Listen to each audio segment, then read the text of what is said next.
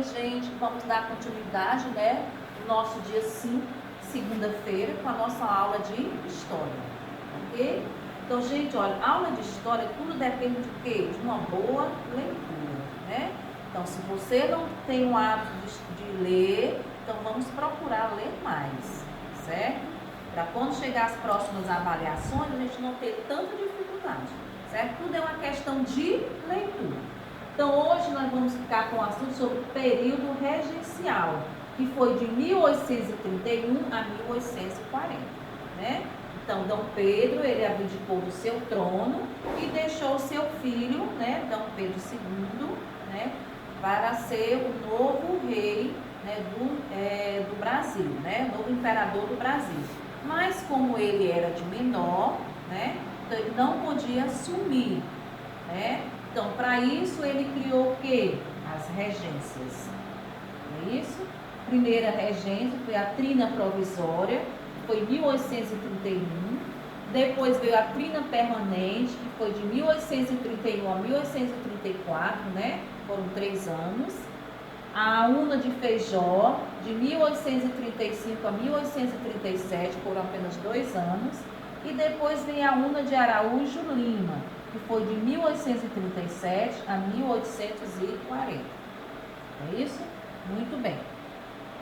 Com isso surgiram o quê? As revoltas, né? Veio primeiro a Sabinada, né? Depois a Cabanagem, a Guerra dos Farrapos, ou a Guerra Farroupilha, né, como queira, e depois veio a Balaiada. Então, nós vamos assistir os nossos slides, ok? E depois dos slides, vocês irão fazer a atividade. Livro, página 74 a 76, e o livro de reforço com o mesmo assunto, período regencial, né? As páginas 132 e a página 133. Vamos lá para os slides? Vamos lá, Brasil e Império, né? Nós já falamos sobre o primeiro reinado, né? Estamos falando agora sobre o período regencial, tá, gente? E nas próximas aulas nós iremos falar sobre o segundo reinado. Mas por enquanto vamos ficar no período regencial, não é isso? Então vamos lá. O Brasil regencial foi de 1831 a 1840. Então, Dom Pedro I, ele abdicou, né? Ele pediu, né, como se fosse uma demissão do seu cargo, né? Em 1831. O herdeiro só tinha 5 anos, que era o seu filho. Então, ele só poderia assumir o trono com 18 anos. Então, uma comissão de regentes, né, tomou posse e governou até a maioridade de Dom Pedro II, até que ele fizesse seus 18 anos, não é isso? Então, vamos lá. Período regencial, teve primeira regência trina provisória, a regência trina permanente, a regência una de Padre Feijó e a regência una de Araújo Lima, como eu já havia falado, né? Então, nesse decorrer do período dessas regências, houve a Guerra dos Farrapos, a revolta dos Malês, a Sabinada, a Cabanagem e a Balaiada. Então, o livro de vocês só não se refere à revolta dos Malês, né? Então, a regência trina provisória, 2 meses, foi Francisco de Lima, que era do Exército, Carneiro Campos, que era um conservador, e Nicolau Pereira, que era do grupo do Partido dos Liberais. Durou de abril a maio de 1831, 2 meses. Buscou estabelecer a paz interna e a anistia aos revoltosos, né? A regência trina permanente, que foi de 1831 a 1835, era composto por Francisco de Lima, Braulio Muniz e Costa Carvalho. Caráter mais liberal e menos conservador. Objetivo é combater as revoltas. Grupos políticos eram os partidos que existiam naquele período. Eram os exaltados, os moderados e os restauradores. A regência de Feijó ocorreu as revoltas dos Farrapos, a Cabanagem, do Malês e a Sabinada. Então, sofreu grande oposição dos regressistas. E Feijó abdica em 1837, né? Não aguentou mais. Então veio a regência de Araújo Lima, que foi de 1837 a 1840, que era o objetivo combater as revoltas, né?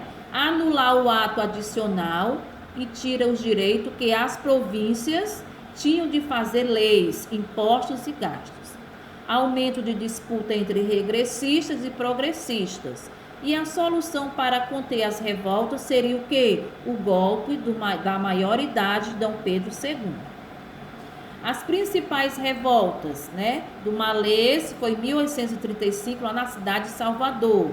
A cabanagem no Grão-Pará, né, que hoje em dia é o Pará. A farroupilha em Santa Catarina, no Rio Grande do Sul. A sabinada também na Bahia. E a balaiada no Maranhão.